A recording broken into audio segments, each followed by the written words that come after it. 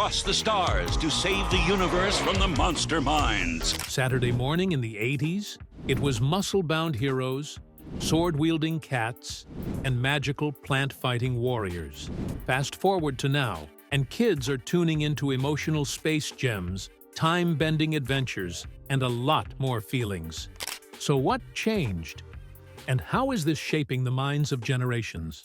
In the 80s, cartoons were pure power fantasy.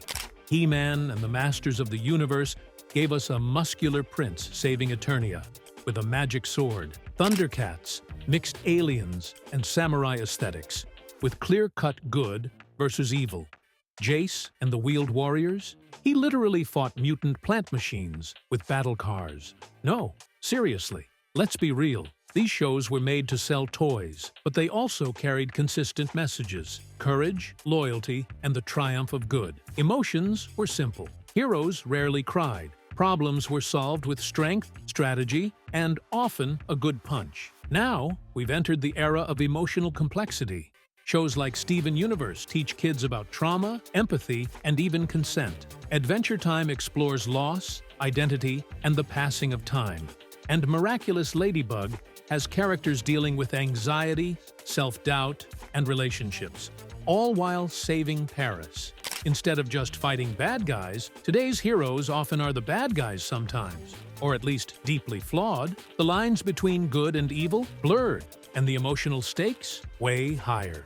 ThunderCats! Ho! So what does this mean for kids' psychology?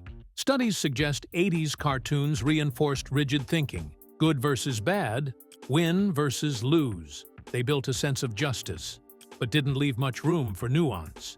Modern cartoons, meanwhile, promote emotional literacy. Kids today are more comfortable naming their feelings, spotting emotional manipulation, and talking about mental health. But there's a flip side. Some psychologists argue that too much emotional weight too early could contribute to anxiety. After all, not every 7-year-old needs to ponder existential dread before nap time. 80s shows sparked imagination through action, conflict, and iconic visuals. They were simple, but powerful. Today's shows stimulate introspection, creativity, and emotional connection. We're trading raw empowerment for nuanced growth. Less, I have the power, and more, I understand my power, and yours too.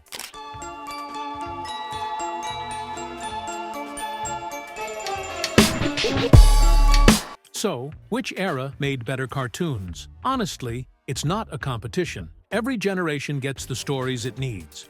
But understanding how those stories shape us? That's the real adventure. Drop a comment. Were you raised on He-Man or Steven? ThunderCats or Ladybug?